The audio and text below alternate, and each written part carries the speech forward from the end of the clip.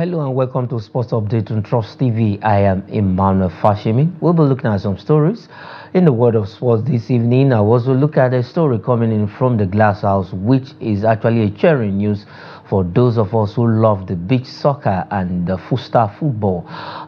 Coming in from that section, we'll be looking at that story also, and we'll be looking at boxing, and that is where we'll begin from this evening on the show. Anthony Joshua's next fight will be announced come June 26. That is what we're waiting for Anthony Joshua after that 3 wins against the likes of Cameroonian Ngannou and Hansen in the Hellenians in the last fight. 3 fights and 3 wins for Anthony Joshua after he lost back-to-back to the Ukrainian heavyweight, that is Usyk, in that heavyweight boxing bout. And I have Dan from Mina, Dan Amansiha, joining me this evening to look at these and other stories on the show. Dan, welcome to Sports Update on Trust TV. All right, thank you very much, Emmanuel, for having me again on this wonderful show. Thank you so much for having me, and welcome all the listeners on board again.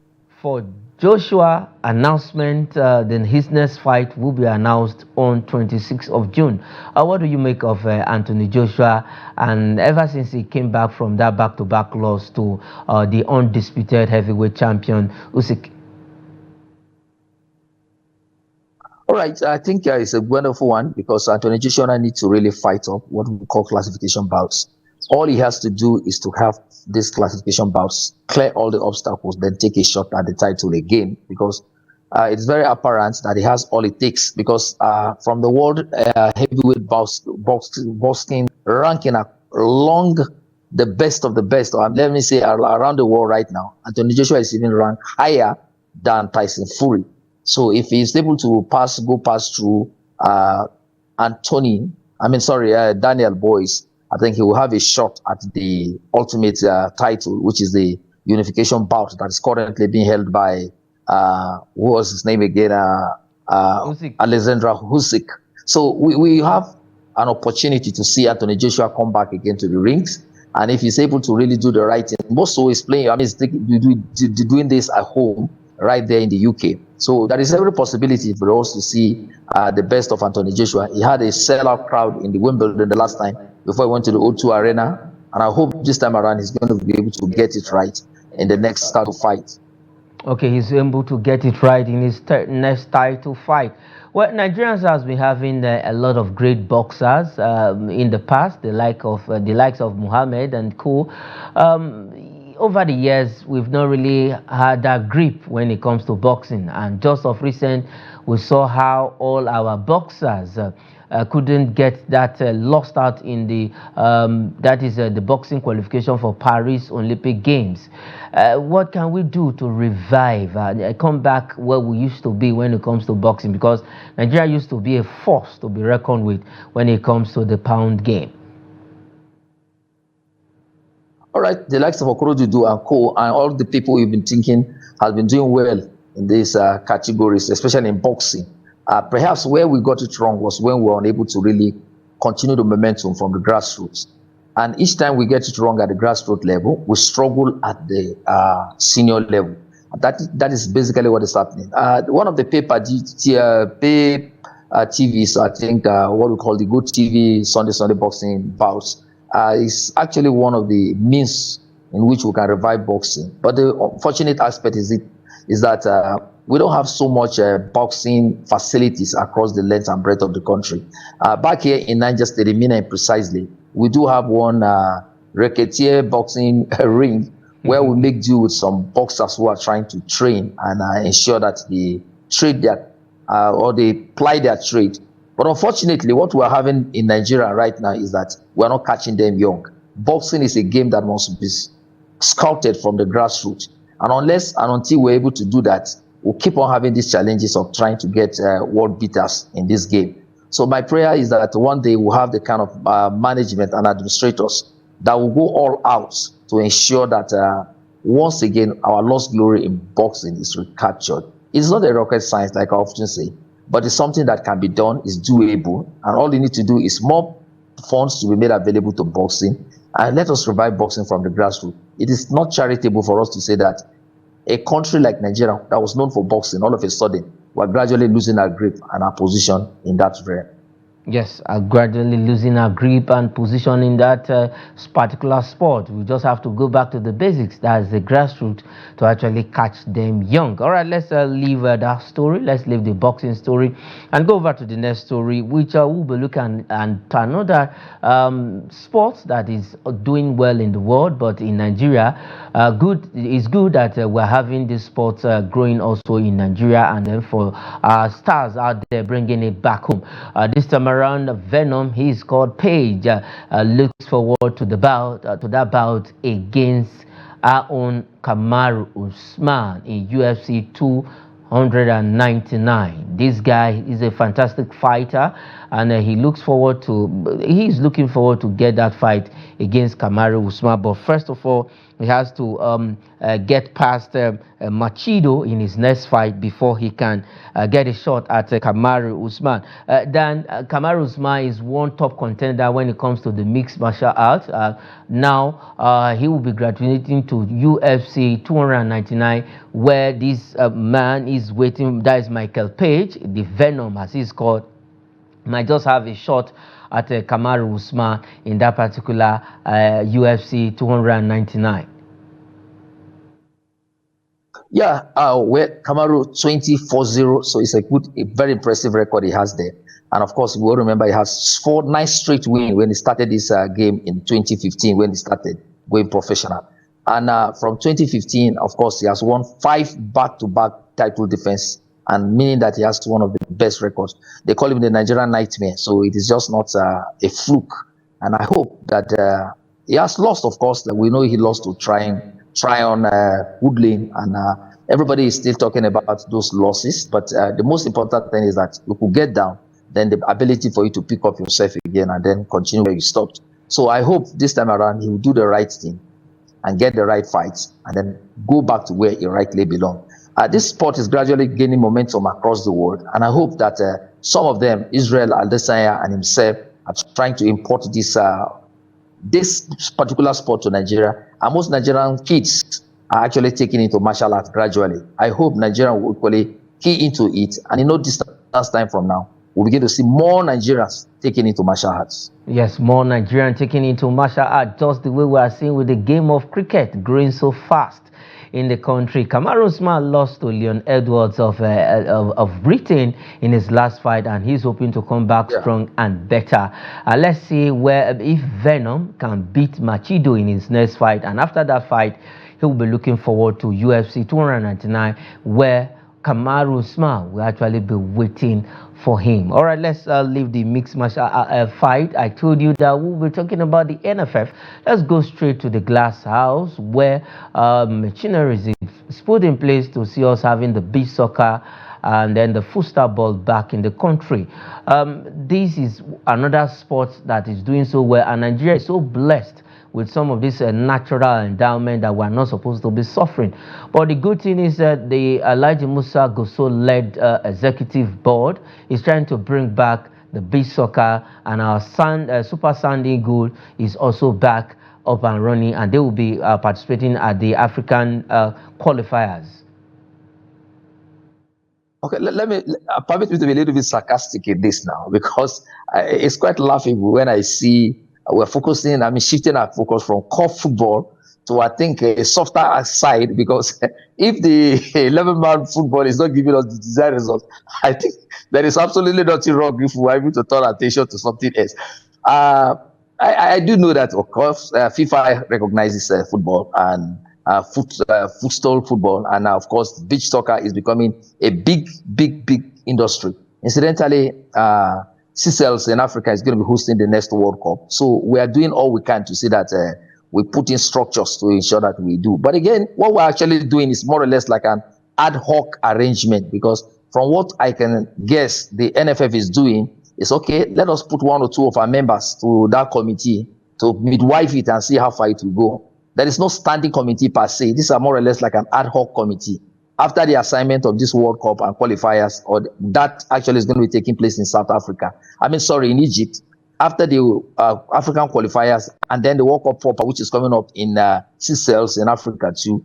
I want to believe that this same committee will be disbanded for another committee subsequently. But be that as it may, well, let's give it to the NFF because, well, if we are struggling, I remember vividly the last time I was in this platform, I told you, you were saying 6 points, 6 points, and I asked, how are we going to get the 6 points? And I'm sure many people are taken aback. I had somebody who called me all the way from Kaduna to asking me, Dan, how did you know we are not going to win the match? I said, well, the indices were there. It's just for those who refuse to see. After all, Finidi was not the problem. I said then that Finidi was just inheriting a team that was structurally not doing well. He just compounded a bad problem. That was just what happened. But let me not draw us back to that. But the reality is that if football, 11-man football is not giving us the result, of course, let's turn SPA and see what will happen. So let us see how far they will go. I think if you fish in one pond and it's not giving you the desired result, there is absolutely nothing wrong if you try something else. I think that's what is happening here. Yes, that is what is happening. They're talking about that committee. That committee will be inaugurated come Thursday at the NFF Glass House here in Abuja. But at the end of the day, we are going to have a committee standing in place to see that bring back the beach soccer, the five-a-side competition, that's the full-star football, and what have you. All right, let's leave the NFF story, but still staying with Super Eagles. Now, the whole incident ever since that viral video popped out came up. A lot of ex-international has been defending their own. They've been having their own side of the story. Another ex-international this time around has cautioned, instead of has cautioned the NFF, went straight to the NFF and say, okay, Ibrahim Musa Gusau and your members, you should trade caution with Victor Osimhen's saga. And that is coming in from Ogunowo, former Super Eagles player. This has actually generated a lot of issues. The issue between Victor Osimhen and ex-Super Eagles coach who resigned, Coach Finidi George. Dan, I think the ex-Super Eagles players has also heard their own when it comes to this particular issue between Victor Osimhen, the NFF, and Coach Finidi George. Well, let me go down memory lane. These incidences are just not one in a while. I mean, it's not emerging from nowhere. We have precedents, so to say. We also have these incidents happening when we had the likes of Stephen Keshi of blessed memory, had an issue with Hamilton then. We also had the likes of Kanu Nwankwo and others. I'm mentioning names right now. Having issues with the likes of Amadou Shuaibu of blessed memory too. We also had the likes of Victor Moses and Okocha too, having issues with the national team coaches who are handled local coaches. So it's not something new that it happened between Oshime and Finidi George. But the reality is this: we just have to tread carefully at this point because there is still a little mathematical chance that Nigeria can still qualify with 6 matches to go. So we don't have to throw Victor Osimhen under the bus simply because of the ranting that we saw him do. But again, like those who are calling for restraint, I think I should align myself with such people. I do believe that Oshime was not too correct in the way he acted, but then we must not throw the baby and the bathwater out of the room together, please. Okay, we must not throw the baby out because there's an issue there. Victor Osimhen, he was not actually right in that video, despite the issues ongoing. There are ways you go around about this. There are different channels you can actually air your grievances, and the whole issue should be solved. But from your own point of view, from your own perspective, I think NFF also is the sheer part of this whole issue between these two guys. Well, I don't want to really, I've never been a fan of some of the policies of the NFF. But in this instance, I don't really want to blame the NFF because when you look at it critically, Finidi George and the NFF had a meeting. And of course, the fallout of that meeting was what led to all the rantings we saw on social media. But the reality still remains that even if Finidi George had actually said those words that were attributed to him, I think it was not in the place of Oshime to have taken on his coach. The reality is that these guys are poles apart.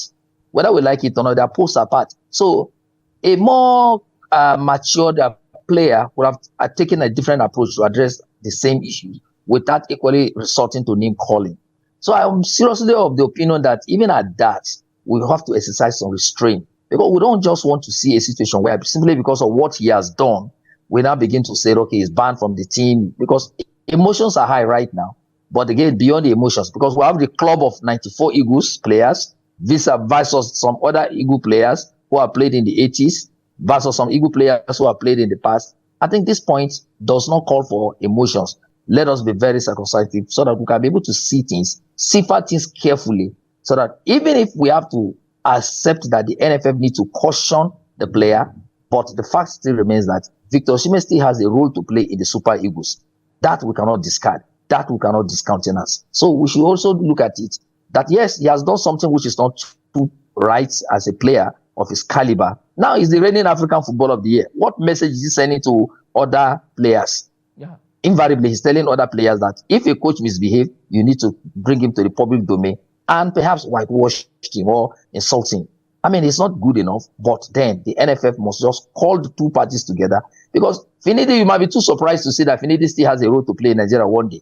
And of course, Victor Osimhen, in the real sense of it, apart from winning the Napoli trophy with Italy, I mean the Italian the trophy is associated with Napoli, he has actually not really achieved so much in Europe or even in Africa.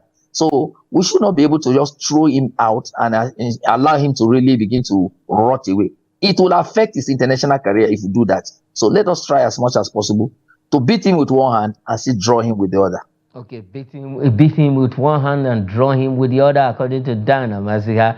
Let's see how it goes. The NFF also has been cautioned by Okunowo, telling them to caution this matter. They should just tread carefully and see how they can resolve this issue between Finidi George and Victor Osimhen. Still on this particular issue, but let's look at this from this angle. It's coming from another USA 94 squad, that Atlanta 96 squad player, that is Pastor Taribo West. He also is giving his own side, using himself as an example in his playing days with Inter Milan, and his attitude, his outburst, his outrage stopped his move going to Arsenal and Manchester United when in his prime.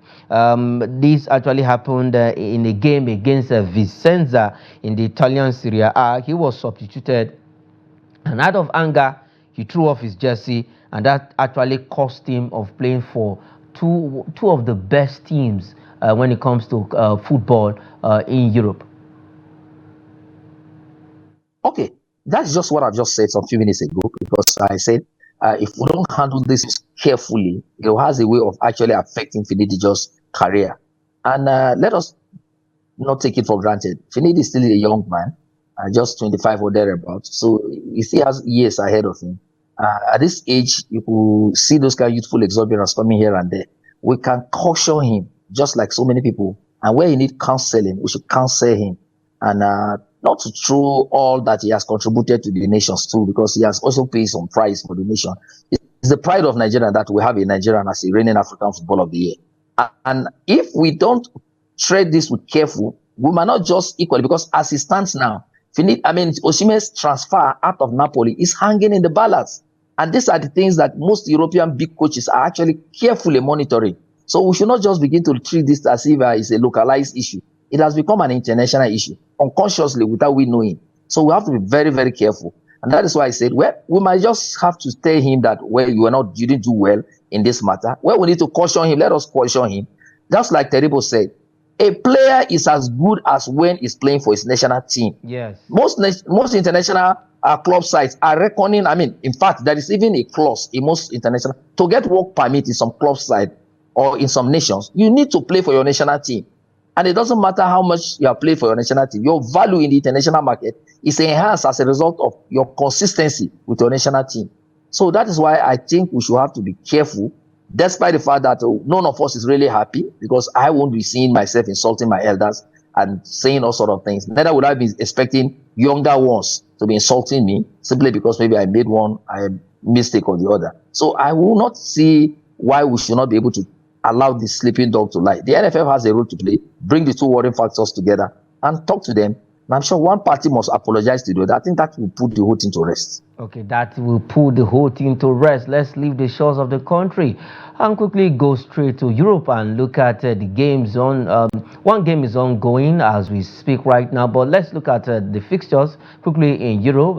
In Group A, we have Germany taking on Hungary, and then we have Scotland against Switzerland. Scotland losing their first game to Germany. That is the first game of the competition, the opener between Germany and Scotland. It was a 5-1 thrashing, humiliation of Scotland in that particular game. And in early for Germany, they want to make a statement. They say they want to continue from where they left it in March day one. I think the Euro has been interesting, Dan, if you ask me. Yeah, quite interesting. Just like we said in the last previous show that Euro must take a cue from what AFCON did, and I'm sure they are taking it an inch higher. Now, Germany with 3 points, Switzerland also with 3 points. So Hungary and Scotland, no points. So that is the scenario we find ourselves here in this group.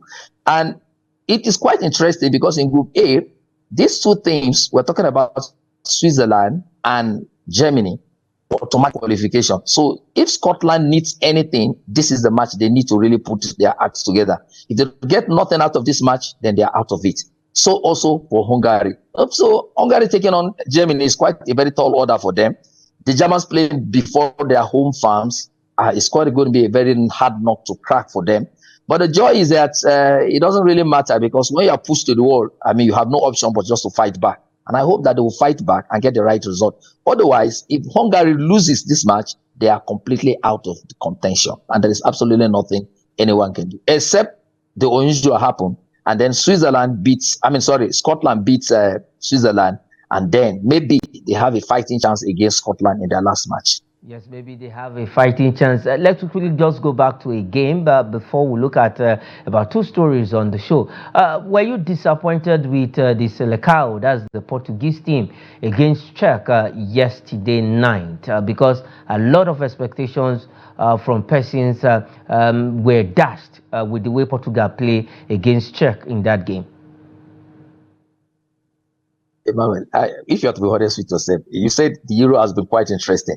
So it's just one of those things that happen. Where would you have ever imagined that Belgium will be losing to Slovakia? I mean, so things are happening in the Euro too that is giving us a lot of excitement to look forward to matches. Because if we can predict these matches, the Czech Republic came with a game plan, of course. And of course, the Portuguese showing fully well that they are one of the outsiders for this Euro.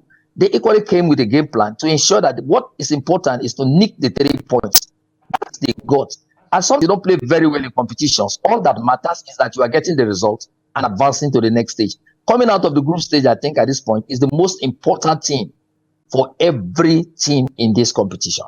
Okay, it's the most important thing for every team in this competition. Germany against Hungary ongoing. Let's see what happens in that game. And later on tonight, we will be seeing Scotland taking on Switzerland in the other game. All of these games are very important for these four teams in Group A. And earlier on, we saw how an upset in the first half of that game. But let's see what will happen in other games come in Euro Group A action ongoing. Let's switch gears. Let's move over to some transfer stories this evening, and we'll talk about one player. I know Nigerians don't a lot of Nigerians don't really like this name, but as it stands right now, Swedish giant Malmö FF targeting Francis Uzoho. At least they want to bring him to Sweden and see how he can continue his trade. He plies his trade in Cyprus with Monia Nicosia. He was fantastic against Manchester United in Europa League game. That was 2 seasons ago. All right, let's quickly take the last one on the show before we go. Leicester City close to appointing Graham Potter as their new manager. Graham Potter was former Chelsea and Brighton coach. So let's see if definitely Leicester City will be better for him who are back to the English Premier League. All right, thanks Dan for joining me on the show this evening. It's been a wonderful one having your sports update. I appreciate you for having me. Thank you so much. And God bless you, sir. All right, that is it on the program. I am Emmanuel Fashimi. Say thanks for watching.